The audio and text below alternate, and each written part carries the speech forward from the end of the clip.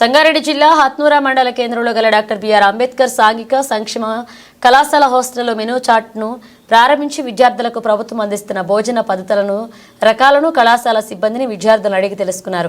అనంతరం ఏర్పాటు చేసిన సభలో మంత్రి జిల్లా కలెక్టర్లు మాట్లాడుతూ విద్యార్థులు ఆరోగ్యంగా ఉండడానికి ప్రభుత్వం పాత భోజన పద్ధతులను మార్చి కొత్త రుచికరమైన పోషకాలు కలిగిన భోజనాన్ని అందించాలనే ఉద్దేశంతో గత ప్రభుత్వం ఇచ్చిన భోజన ఖర్చును ముఖ్యమంత్రి రేవంత్ రెడ్డి ఆదేశాల మేరకు ఖర్చుని మరింత పెంచి నిధులను అందిస్తున్నారని, దీనిని దృష్టిలో ఉంచుకుని కాంట్రాక్టర్ మంచి పోషకాలు కలిగిన ఆహారాన్ని విద్యార్థులకు అందించాలని, దానికి సంబంధించిన పర్యవేక్షణ కళాశాల సిబ్బంది ఎప్పటికప్పుడు గమనించాలని, విద్యార్థులకు మంచి భోజనం అందే విధంగా కృషి చేయాలన్నారు. అందరికీ నమస్కారం. వేదిక మీద కూర్చున్నటువంటి కలెక్టర్ గారికి,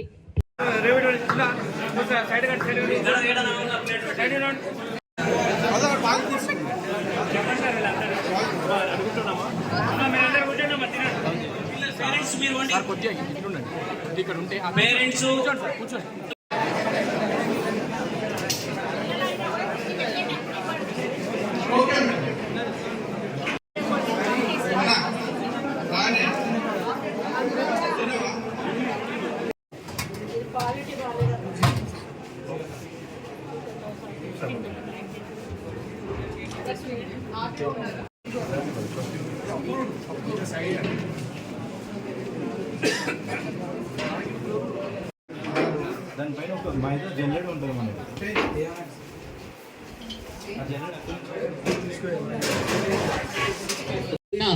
పిల్లల యొక్క తల్లులే అమ్మ ఆదర్శ పాఠశాల కమిటీ సభ్యురాలుగా అక్కడ గ్రామైక్య సంఘం మహిళ దాంట్లో మెంబర్గా ఉండే విధంగా అమ్మ ఆదర్శ పాఠశాల కమిటీస్ ఏర్పాటు చేసుకొని అన్ని ప్రభుత్వ పాఠశాలలో మరమ్మతులు చేపడుతూ దాంతోపాటు మహిళా సాధికారతకు కూడా పెద్దపీట వేయడం జరిగింది. మన జిల్లాలో మొత్తం కూడా 26 కోట్లతో అన్ని ప్రభుత్వ పాఠశాలల్లో కూడా మరమ్మతులు అన్నవి చేపట్టడం అమ్మ ఆదర్శ పాఠశాలల ద్వారా చేపట్టడం జరిగింది. మరి నేడు కామన్ డైట్ మెన్యూ లాంచ్ అన్నది మనం ఈరోజు చేస్తున్నాము. 8 సంవత్సరాల తర్వాత డైట్ ఛార్జెస్ అన్నవి 40% పెంచడం జరిగింది. అలానే కాస్మెటిక్ ఛార్జెస్ అన్నవి 200% కూడా పెరగడం జరిగింది. రెసిడెన్షియల్ స్కూల్స్, వెల్ఫేర్ హాస్టల్స్ లో చదివే బాల బాలికలకు మంచి పౌష్టికాహారం అందే విధంగా ఉండేలాగా ఈ కామన్ డైట్ మెన్యూ అన్నది రూపుదిద్దడం జరిగింది. కూరగాయలు, ఆకుకూరలు, ఎగ్స్, నెయ్యి, చికెన్, మటన్ ఇవన్నీ కూడా సంపూర్ణంగా విద్యార్థులకు అందే విధంగా ఈ కామన్ డైట్ మెన్యూ అన్నది ప్లాన్ చేయడం జరిగింది. మన జిల్లాలో మొత్తం కూడా 146 వెల్ఫేర్ హాస్టల్స్ మరియు రెసిడెన్షియల్ స్కూల్స్ లో ఈ మెన్యూ అన్నది మనము ప్రారంభించబోతున్నాము. మరి ఈ ప్రిన్సిపల్స్, మేనేజర్స్ అందరూ కూడా తప్పకుండా ఈ మెన్యూ ప్రకారమే మీరు పిల్లలకి వండి పెట్టే విధంగా మీరందరూ కూడా ఇమ్మీడియట్ గా చర్యలు తీసుకోవాలి. మీ క్యాటరింగ్ ఏజెన్సీస్, సప్లయర్స్ తో ఏదైతే మెన్యూ ఉందో దాని ప్రకారమే పిల్లలకు ఏ రోజైతే ఏ కూర వండాలో అదే కూర వండే విధంగా కూడా మీరు ఇమ్మీడియట్ గా అందరూ కూడా చర్యలు తీసుకోవాల్సిందిగా కోరుతున్నాను. సో ఇక్కడ ఉన్న విద్యార్థులందరికీ కూడా ఇది మన ఈ కాలేజ్ సెంటర్ ఆఫ్ ఎక్సలెన్స్ గా ఉంది. సో మీ అందరికీ కూడా ఐఐటి నీట్ కోచింగ్ అన్నది ఇవ్వడం జరుగుతుంది. సో ప్రభుత్వం కల్పించే ఈ మంచి అవకాశాలన్నీ కూడా మీరు సద్వినియోగం చేసుకోవాలి. ఈ కోచింగ్ అన్నది మీరు చాలా సీరియస్ గా తీసుకోవాలి. ఈ 2 సంవత్సరాలు చాలా చాలా ఇంపార్టెంట్. మీరు ఈ 2 సంవత్సరాలు బాగా చదివి మంచి ర్యాంక్ సాధిస్తే ఐఐటిలో అయినా నీట్లో అయినా మీకు బంగారు భవిష్యత్తు ఉంటుంది. కాబట్టి ఎటువంటి ఒత్తిడికి లోనవ్వకుండా ఇష్టపడి చదవండి. చేస్తూ ఆ స్కూళ్ళల్లో భోజనాలు చేసి ఆ పిల్లల యొక్క మరి అభిప్రాయాలను, ఆలోచనలను ఏ విధంగా ఉన్నాయి షేర్ చేసుకొని రావాల్సిందిగా ఆదేశించడం జరిగింది. ప్రభుత్వ ఆదేశాల మేరకు, మన ముఖ్యమంత్రి గారు ఇచ్చిన సూచనల మేరకు మరి నేను ఈరోజు మీ కలెక్టర్ గారి ద్వారా మీ కాలేజ్కి రావడం జరిగింది. మరి ఇది జెంట్స్ జూనియర్ కళాశాల, మరి ఇది ఎక్సలెన్సీ దానికోసం కూడా క్రియేట్ చేయబడిన కళాశాల అని చెప్పి ఇప్పుడే కలెక్టర్ గారు కూడా చెప్పారు. మామూలుగా ఇంటర్ అయిపోయిన తర్వాత మళ్ళీ మీరు ఏదైనా చదవాలి అంటే బయటకు వెళ్ళి ట్రైనింగ్ చేయాల్సిన అవసరం ఉంటుంది. కానీ మీకు ఇంటర్ చదివేటప్పుడే ఎక్సలెన్సీ ట్రైనింగ్ ఇచ్చినప్పుడు మీరు ఐఐటి కానీ ఇంకా ఇతర ఏవైతే టెక్నికల్కి సంబంధించిన వాటిలలో సెలెక్ట్ అయ్యే ఛాన్సెస్ ఉంటాయి.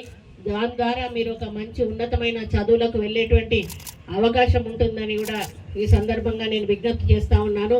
మరి గత ప్రభుత్వ కాలంలో గురుకుల పాఠశాలలను కానీ రెసిడెన్షియల్ స్కూళ్ళను కానీ ఆ ప్రభుత్వం సరిగా పట్టించుకోకపోవడము, పిల్లలు సరిగా ఫుడ్ లేక అనారోగ్యానికి గురవడము, అదేవిధంగా మరి కొంచెం బ్లడ్ లెవెల్స్ లేకుండా వాళ్ళు ఉండడము, ఆడపిల్లలు ముఖ్యంగా ఆడపిల్లలకి మంచి డైట్ ఇచ్చినప్పుడే వాళ్ళు ఆరోగ్యంగా ఉండేటువంటి అవకాశం ఉంటుంది. లేకపోతే ఎనీమియా అంటారు, బ్లడ్ తగ్గిపోతే వాళ్ళు ఓపిక అనేది ఉండదు ఆడపిల్లలకి.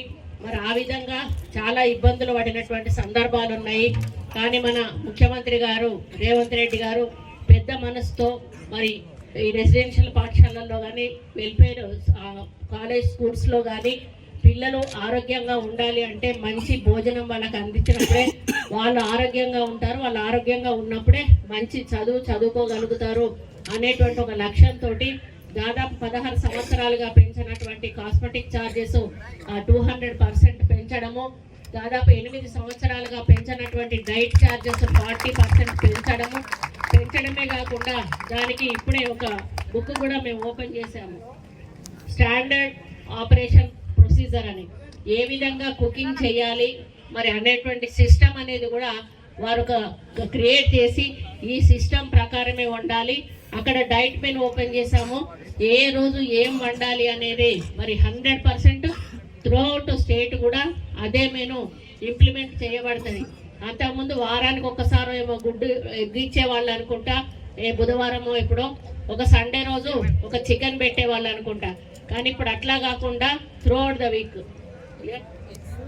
చికెను, ఎగ్స్, మటను ఈ మూడింటిలో ఏదో ఒకటి మీకు వీక్ మొత్తం కూడా ఉంటుంది. అంటే మీకు ప్రోటీన్ ఫుడ్ అనేది ఉంటుంది. దాంట్లో కూడా కర్రీస్ సెలెక్ట్ చేసేటప్పుడు కూడా ఏమేం కర్రీస్ పెడితే మనకు కావలసిన విటమిన్స్ కానీ ప్రోటీన్స్ కానీ మనకి లబ్ధి చేకూరుతాయి అనేది కూడా అన్నీ కూడా చర్చించిన తర్వాతనే ఈ డైట్ మెనూని మనం ఫైనలైజ్ చేయడం జరిగింది. ఏదో ఉట్టిగా ఈ కూర వండండి, ఆ కూర వండండి, ఇది ధర తక్కువగా వస్తుంది, ఈ పెట్టండి అని చెప్పి ఈరోజు మనం ఆ డైట్ మెనూ రిలీజ్ చేయలేదు. ఎంత ఖర్చు అయినా పర్వాలేదు కానీ పిల్లలకు ఆరోగ్యవంతమైన ఆహారాన్ని అందించాలనేటువంటి ఒక లక్ష్యంతో ఈరోజు డైట్ మెనూని మేము ఇంట్రడ్యూస్ చేయడం జరిగింది. నేను ప్రిన్సిపల్ గారికి విజ్ఞప్తి చేస్తా ఉన్నాను, ఎట్లున్నా కూడా ఫుడ్ ఎవరైతే వండే వాళ్ళు ఉంటారో వాళ్ళు కాంట్రాక్ట్ బేసిస్ లోనే ఈ ఫుడ్ వండడం అనేది తీసుకుంటారు. ఇప్పుడు కలెక్టర్ గారికి కూడా నేను అదే చెప్పాను, ఇప్పటి వరకు కూడా పాత మెనూ తోటి వాళ్ళు డైట్ ఛార్జెస్ కు టెండర్ వేసి వాళ్ళు పాట పాడి వంట చేస్తూ ఉండొచ్చు. ఇప్పటి నుంచి వాళ్లకు వేరే రకమైనటువంటి మెనూ ఉంది కాబట్టి వీళ్ళకి ఎక్స్ట్రా అమౌంట్ బర్డెన్ పడుతుంది. కాబట్టి దాన్ని పైన అధికారులతో మాట్లాడి దాన్ని మళ్ళీ రీటెండర్కి వెళ్ళాలా, వీళ్ళని అప్గ్రేడ్ చేయాలా, ఏ విధంగా వెళ్ళాలనేది కూడా వారిని ఫైనల్ చేసుకొని దాన్ని నిర్ణయం తీసుకోమని చెప్పడం జరిగింది. ఎందుకంటే డబ్బులు ఎక్కువ వచ్చినా కొద్దీ అవినీతి పెరిగిపోతుంది, అత్యాశ పెరిగిపోతుంది. కాంట్రాక్టర్ అనేవాడు లాభానికి పని చేస్తాడు కానీ మరి ఏ పని కోసం చేస్తున్నానో ఆ పనిని కరెక్ట్గా అంటే తన రెస్పాన్సిబిలిటీని కరెక్ట్గా తీసుకోడు. దానివల్ల ఏమవుతుందంటే ప్రభుత్వం బదనాం అవుతుంది. ఇప్పుడు మేము ఇంత ఛార్జెస్ పెంచినప్పుడు ఆయన క్వాలిటీ ఫుడ్, క్వాలిటీకి సంబంధించినటువంటి వంట సామాన్ అవి తెచ్చినప్పుడు, మంచి వంట వండించినప్పుడు ఎక్కడ ఇబ్బంది ఉండదు. కాబట్టి ఆయన కక్కుర్తి పడి మరి ఎక్కడైతే చీప్గా పప్పు దొరుకుతుంది, చీప్గా ఉప్పు దొరుకుతుంది, చీప్గా మటన్ దొరుకుతుంది, చీప్గా చికెన్ దొరుకుతుంది అని చూసుకొని అక్కడక్కడ తీసుకొని వచ్చి మీకు వండి పెట్టినట్టయితే మేము ఇంత కష్టపడి ఇన్ని కోట్ల రూపాయలు ఈరోజు చాలా బర్డెన్ పడుతుంది. ఇన్ని కోట్ల రూపాయల బర్డెన్ ప్రభుత్వం మీద పడ్డప్పుడు మళ్ళీ మీకు పాత పరిస్థితి ఏర్పడితే